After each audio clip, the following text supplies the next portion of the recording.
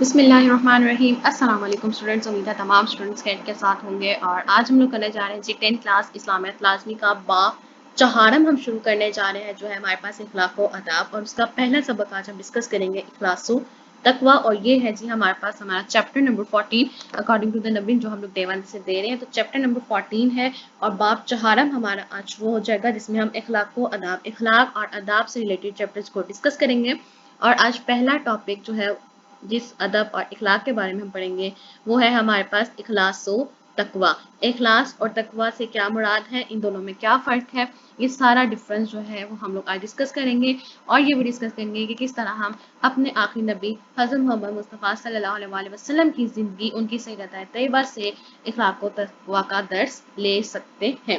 چلیں سٹارٹ کرتے ہیں ریڈ آؤٹ کرنا، اور ان ٹیکسٹ جو ہے MCQ اور شارٹ کوسچن کو ساتھ ساتھ جو امپورٹنٹ ہے انہیں مارک کرتے جائیں گے، اور ساتھ ہی ساتھ ہم لوگ ایکسرسائز کے شارٹ کوسچنز کو بھی مارک کرتے جائیں گے۔ اخلاص کا معنی ہے خالص بنانا، صاف کرنا۔ اخلاص سے مراد ہر عمل کا اللہ تعالیٰ کی رضا کے لیے ہونا ہے۔ قرآن مجید میں اہل ایمان کو حکم دیا گیا ہے کہ ان کا ہر عمل اللہ تعالیٰ کی رضا کے لیے ہونا چاہیے۔ اور یہ ہے آپ کے پاس آپ کا فرسٹ شارٹ کوسچن، جس میں انہوں نے آپ سے پوچھا کہ اخلاص کا مفہوم بیان کریں، تو آپ یہاں سے لے کے یہاں تک کمپلیٹ اس کی ڈیفینیشن ایکسپلین کرنی ہے۔ نیکی کی قبولیت کی پہلی شرط اخلاص، یعنی اس نیکی کا اللہ تعالیٰ کی رضا کے لیے ہونا ہے۔ نیت کی درستی اتنی اہم چیز ہے کہ اس کے بغیر انسان کا کوئی عمل بارگاہ الہی میں قبول نہیں ہو سکتا۔ تو نیت جو ہوتی ہے وہ ہر چیز کا، ہر کام کا، ہر عمل کا ایک بہت امپورٹنٹ پرسپیکٹو ہوتا ہے، جس کے بغیر کام کمپلیٹ نہیں ہو سکتا۔ اللہ تعالیٰ ہم سے چاہتا ہے کہ ہم جو کام بھی کریں اسی کی رضا کے لیے کریں۔ ارشاد باری تعالیٰ ہے سورۃ البینہ کی آیت نمبر 5 ہے، اور انہیں یہی حکم دیا گیا تھا کہ صرف اللہ کی عبادت کریں، اس کے لیے دین کو خالص کرتے ہوئے بالکل یکسو ہو کر۔ اور یہ ہے آپ کے پاس آپ کا تھرڈ شارٹ کوسچن، جس میں انہوں نے آپ سے پوچھا کہ اخلاص و تقویٰ کے بارے میں ایک قرآنی آیت مبارکہ کا ترجمہ لکھیں۔ اس میں آپ لوگ سورۃ البینہ کی آیت نمبر 5 کا یہاں سے لے کے یہاں تک کمپلیٹ ترجمہ مینشن کریں گے۔ نبی کریم صلی اللہ علیہ وسلم کا ارشاد ہے انما الاعمال بالنیات، صحیح بخاری کی پہلی حدیث ہے، تمام اعمال کا دارومدار نیتوں پر ہے۔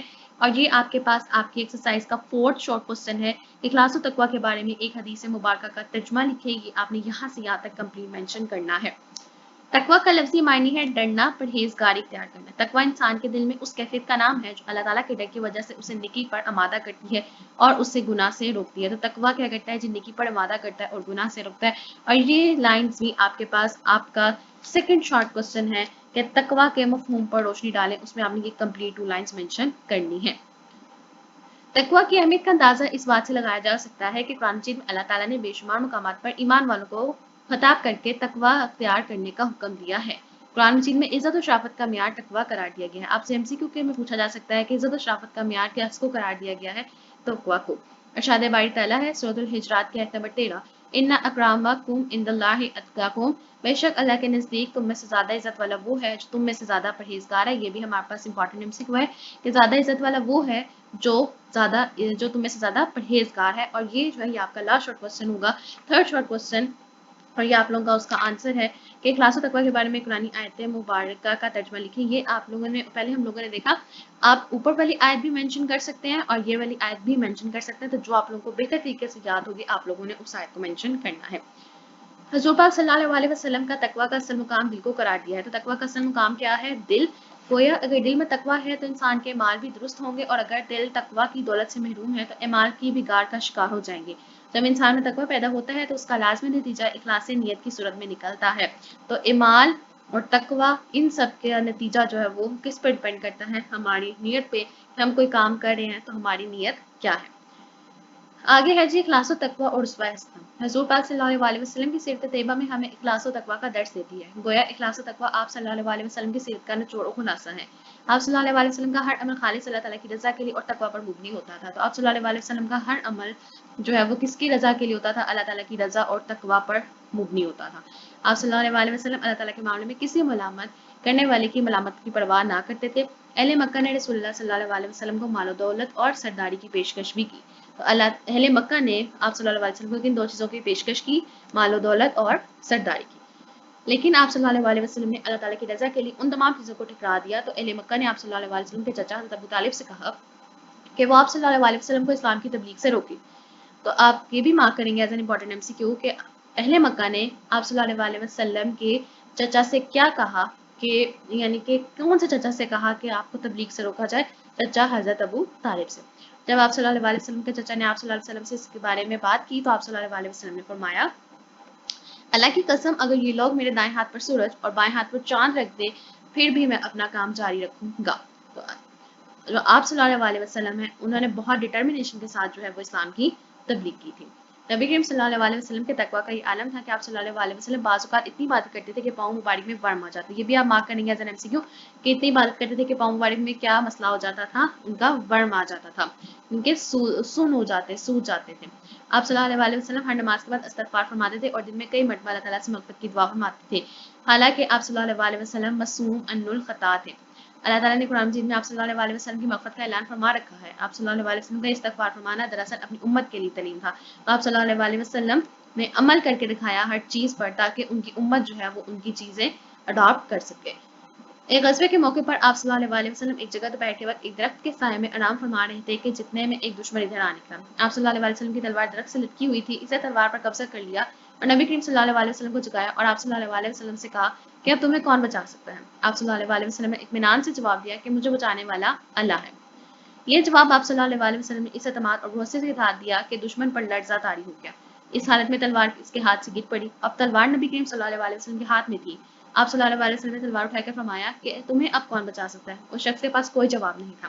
آپ صلی اللہ علیہ وسلم نے اسے معاف فرما دیا. اس شخص نے نبی کریم صلی اللہ علیہ وسلم کے حسن سلوک کو دیکھ کر اسلام قبول کر لیا. حضرت اکرم صلی اللہ علیہ وسلم اخلاص و تقویٰ کا فکر تھے. آپ صلی اللہ علیہ وسلم کی حیات طیبہ کا ہر لمحہ ان صفات کا مظہر تھا.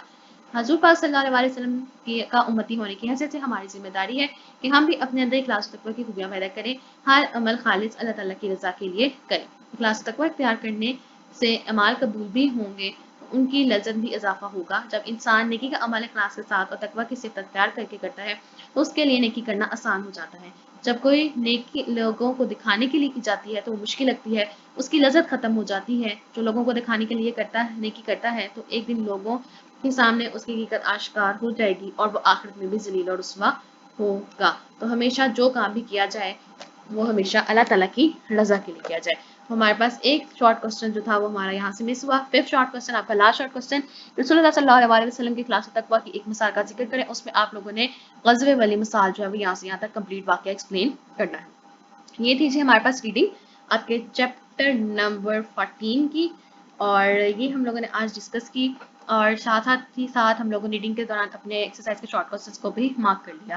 تو اب آگے چلتے ہیں جی اور اپنے MCQs کو مارک کرتے ہیں اور پھر ڈیٹیل کے ساتھ اپنا لانگ کوسچن ڈسکس کرتے ہیں. سب سے پہلے MCQ ہے کہ اللہ تعالیٰ کے نزدیک زیادہ اعزاز والا وہ ہے زیادہ تقویٰ اختیار کرنے والا. مال کا دار و مدار ہے نیت پر. نمبر 3 اخلاص کا معنی ہے خالص بنانا. نمبر 4 اخلاص لازمی نتیجہ ہے تقویٰ کا. نمبر 5 نبی کریم صلی اللہ علیہ وسلم نے تقویٰ کا اصل مقام قرار دیا دل کو.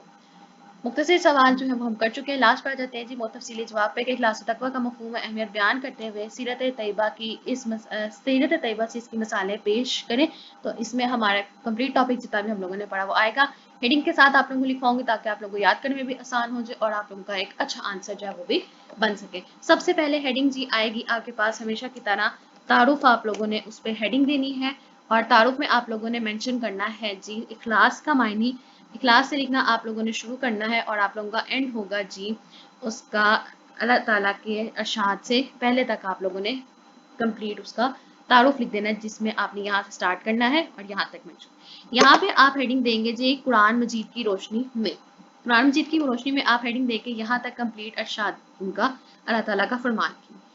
پھر آپ ہیڈنگ دیں گے اور اس سے آگے قرآن کی روشنی میں آپ لوگوں نے جو آگے آیت لکھی ہوئی ہے سورہ ہجرات کی آیت نمبر 13، یہ بھی آپ لوگوں نے جب آپ لوگوں نے ہیڈنگ دینی ہے قرآن کی روشنی میں تب آپ لوگوں نے یہ پارٹ اس میں مینشن کر دینا ہے. اس کے بعد آپ نیکسٹ ہیڈنگ دیں گے یہاں پہ حدیث مبارکہ کی روشنی میں. اس میں آپ صحیح بخاری کی حدیث لکھیں گے کہ تمام اعمال کا دار و مدار نیتوں پر ہے. آگے آپ ہیڈنگ دیں گے جی تقویٰ. نیکسٹ آپ کی ہیڈنگ آئے گی تقویٰ. اس میں آپ نے یہاں سے لکھنا سٹارٹ کرنا ہے اور آپ لوگوں نے یہاں تک کمپلیٹ مینشن کر دینا ہے. نیکسٹ پیج نمبر 50 پہ سب سے آپ پہلے ہیڈنگ دیں گے تقویٰ کی اہمیت. اس میں آپ لوگوں نے یہاں سے لکھنا سٹارٹ کرنا ہے اور آپ لوگوں نے یہاں پہ کمپلیٹ مینشن کرنا ہے. नेक्स्ट आप हेडिंग देंगे तकवा का असल मुकाम, उसमें आप यहाँ से लिखना स्टार्ट करेंगे और कंप्लीट यहाँ तक मेंशन करेंगे। फिर आप मेन हेडिंग देंगे क्लासो तकवा और अस्वाए हुस्ना सल्लल्लाहु अलैहि वसल्लम, उसमें सबसे पहले सब हेडिंग आएगी हुजूर सल्लल्लाहु अलैहि वसल्लम की सीरत तैयबा इखलासो तकवा का दर्स। ये कंप्लीट आप हेडिंग देंगे और उसमें आप लोगों ने यहाँ से लिखना स्टार्ट करना है और आप लोगों ने यहाँ तक कंप्लीट मेंशन करना है। नेक्स्ट आप हेडिंग देंगे जी तकवा का आलम, ये का वर्ड आप हेडिंग से काट देंगे, तक हेडिंग आ जाएगी तकवा का आलम, उसमें आप यहाँ से लिखना स्टार्ट करेंगे और आप लोगों ने यहाँ तक कंप्लीट मेंशन करना है। नेक्स्ट आप हेडिंग देंगे गजवे के मौके पर हुस्ने सलूक, गजवे के मौके पर नबी पाक सल्लल्लाहु अलैहि वसल्लम का हुस्ने सलूक, तो इस तरह से हेडिंग बनाएंगे गजवे के मौके पर नबी पाक सल्लल्लाहु अलैहि वसल्लम का हुस्ने सलूक, और यहाँ से आप स्टार्ट करेंगे और यहाँ तक आपने कंप्लीट मेंशन करना है। यहाँ पे आप हेडिंग देंगे हुजूर सल्लल्लाहु अलैहि वसल्लम का उम्मती होने की हैसियत से हमारी जिम्मेदारी, उसमें यहाँ से शुरू करेंगे और यहाँ तक कंप्लीट मेंशन कर देंगे। लास्ट पे आप हेडिंग देंगे जी यहाँ पे हासिल कलाम, जैसे हम लोगों ने तारुफ की दी वैसे ही आप हेडिंग देंगे जी हासिल कलाम, और यहाँ पे आपका ये कंक्लूजन आ जाएगा और उसी के साथ आपका लॉन्ग क्वेश्चन जो है वो कंप्लीट हो जाएगा, यहाँ से यहाँ तक कंप्लीट मेंशन हो जाएगा। ये थे जी हमारे पास लॉन्ग क्वेश्चन की हेडिंग। एक दफा मेरे साथ आप हेडिंग्स की रिव्यू करेंगे। सबसे पहले हेडिंग आएगी आपके पास तारुफ की, उसके बाद यहाँ पे हेडिंग आएगी कुरान मजीद की रोशनी में, और यहाँ पे आ जाएगी हदीस मुबारका की रोशनी में। यहाँ पे आप हेडिंग देंगे जी तकवा की, उसके बाद आप हेडिंग देंगे तकवा की अहमियत, तकवा का असल मुकाम, फिर मेन हेडिंग आएगी क्लास तकवा और सल्लल्लाहु अलैहि वसल्लम, उसमें सब हेडिंग देंगे जी हजूर पाक सल्लल्लाहु अलैहि वसल्लम की सीरत तैयबा क्लास तकवा का दर्स, फिर आप हेडिंग देंगे तकवा का अलम, फिर आप हेडिंग देंगे खसवे के मौके पर नबी पाक सल्लल्लाहु अलैहि वसल्लम का हुस्न सलूक, आप सेकंड लास्ट हेडिंग देंगे आप सल्लल्लाहु अलैहि वसल्लम का उम्मती होने की हैसियत से हमारी जिम्मेदारी, और लास्ट आपके पास हेडिंग आ जाएगी जी हासिल कलाम, उसी के साथ आपका चैप्टर जो है वो कंप्लीट हो जाएगा। तो ये था जी चैप्टर नंबर 14 जो आज हमने डिस्कस किया, और मुझे उम्मीद आप लोगों को आज का लेक्चर पसंद आया होगा। इनकेस को भी डिफिकल्टी है, कोई क्वेश्चन है, कोई क्वेरी मुझसे जरूर पूछ सकते हैं। और लास्ट में मेरी आप सबसे यही रिक्वेस्ट होती है, काइंडली प्लीज चैनल को सब्सक्राइब कर दीजिए, वीडियो पसंद आए तो वीडियो को लाइक कर दीजिए और ज्यादा से ज्यादा शेयर करें। Thank you.